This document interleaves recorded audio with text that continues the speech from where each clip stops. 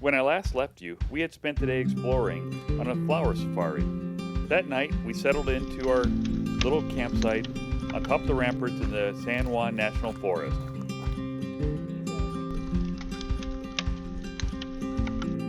We made plans to head to Mesa Verde National Park the next day.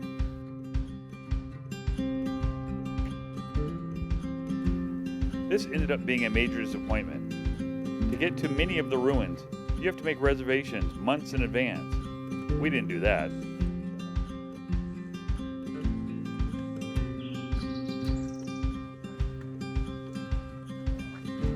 It's actually quite sturdy, isn't It's very sturdy.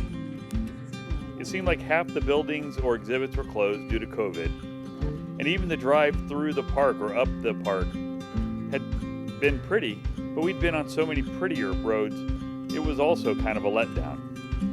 it? That's where the village idiot lived, in that little cave. Here's your dwelling. Archaeology, according to Beth. The next day, we were still stinging from not getting close to ruins. So I found an 8-mile hike in the canyons of the ancients. There were over a half dozen ruin sites, and we had the place to ourselves. So much more our style. James is allergic to the canyon view.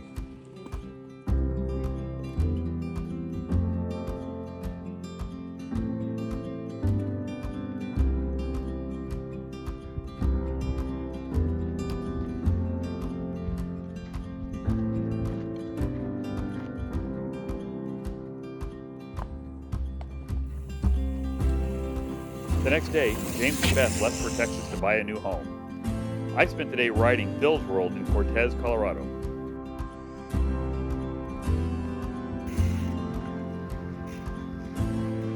Phil's World is home of a 12-hour race, the famous rib cage, and over 60 miles of flowing single track.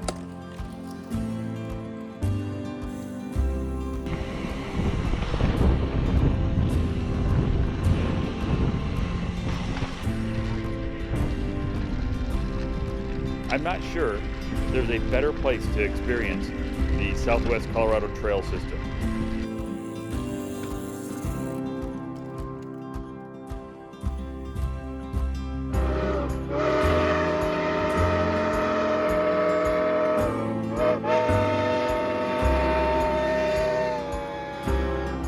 The next day, I decided to head north of Durango and ride above 11,000 feet on the pass trail. The trail is supposed to go up to Ute Mountain, but it was a major failure as I ran into deep snow and decided to head back to the truck. On the way down, I met a hiker, and she told me to go ride Jones Creek Trail. She said it's a great 4-mile climb with a pretty meadow and a fun descent back down. She lied. The climb sucked. It took me an hour and 10 minutes to climb 4 miles. The meadow was indeed beautiful. You made it. But the descent was very scary fast. It only took me 26 minutes to go down, would have taken me over an hour to get up.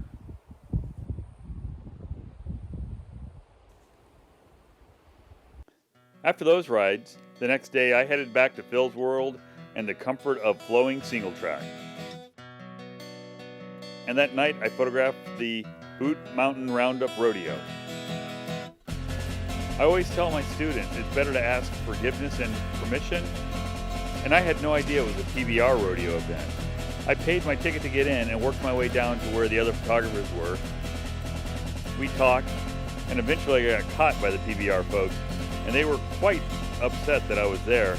But by then, the other photographers all vouched for me, and I got to stay and shoot a rodeo from a good spot. That night, when I got back to camp, James and Beth had returned from Texas. Time for some more group adventures. I gotta suck in my gut. Put my boobs up. All right, ready?